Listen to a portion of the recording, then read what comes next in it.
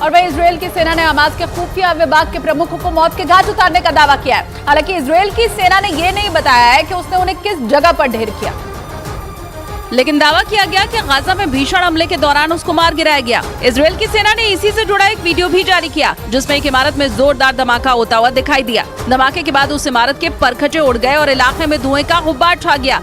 Israel की सेना के मुताबिक उसने अपने हमले में हमास की खुफिया विभाग के प्रमुख को मार गिराया, लेकिन अगर इजरायल के दावे में सच्चाई है तो यह हमास के लिए किसी बड़े झटके से कम नहीं है।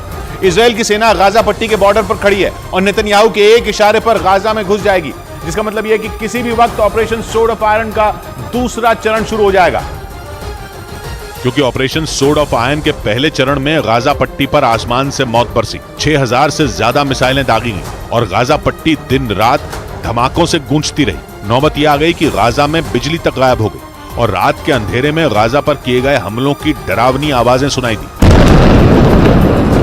इस बीच जंग के 10वें दिन इजरायल के प्रधानमंत्री नेतन्याहू ने बयान दिया कि गाजा पट्टी पर हमले का अगला चरण शुरू होने वाला है, जिसमें इजरायल हमास को तोड़ डालेगा।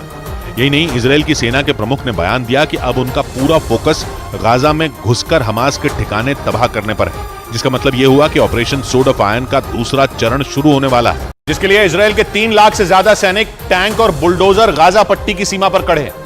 इन हथियारों में कई ऐसे हथियार हैं जिनसे हमास थर-थर कांपता है, जिनमें इजरायल का ताकतवर D9R बुलडोजर शामिल है, जो जमीन से हमले के दौरान इजरायल के सैनिकों के आगे आगे चलेगा और उनके लिए रास्ता बनाएगा। इजरायल का ताकतवर D9R बुलडोजर 26 फीट लंबा है, जिस पर न तो मिसाइलों का, न बारूदी सुरंगों का, न ही गोलियों का असर होता है, क्योंकि इस बख्तरबंद बुलडोजर पर 15 टन का कवच लगा होता है, जिससे इस बुलडोजर की नहीं बल्कि इजरायल के लाखों सैनिकों की भी रक्षा होगी। यानी जिस बुलडोजर से हमास डरता है, इजरायल उसे गाजा पट्टी में भेजने वाला है और इस बुलडोजर के पीछे इजरायल के ताकतवर मरकबा टैंक भी गाजा में घुसेंगे। मरकबा टैंक इतने ताकतवर होते हैं कि ये चलते चलते दुश्मन को उड़ा सकते हैं, जिसे इजरायल ने गाजा पट्टी पर सुरक्षा के लिहाज से ही बनाया था।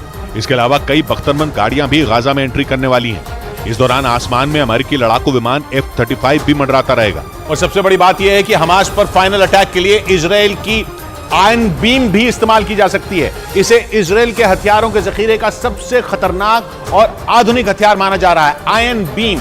इसे बनाने में इजरायल ने 1-2 नहीं बल्कि 20 साल लगाए हैं। और हमास के फुल एंड फाइनल अंत के लिए आयरन बीम का इस्तेमाल हो सकता है। वैसे आयरन बीम इजरायल के आयरन डोम डिफेंस सिस्टम का ही अपग्रेडेड वर्जन है, जिसमें आयरन डोम एयर डिफेंस सिस्टम की तकनीक का ही इस्तेमाल किया गया है।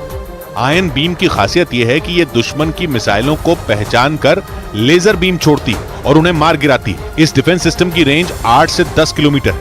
इसके हर शॉट की कीमत केवल $3 यानी भारतीय रुपयों में करीब 250 रुपए है, जिसे बनाने में इजरायल को 20 साल लग गए और इसे 1 से 1.5 साल बाद गाजा पट्टी की सीमा पर तैनात किया जाना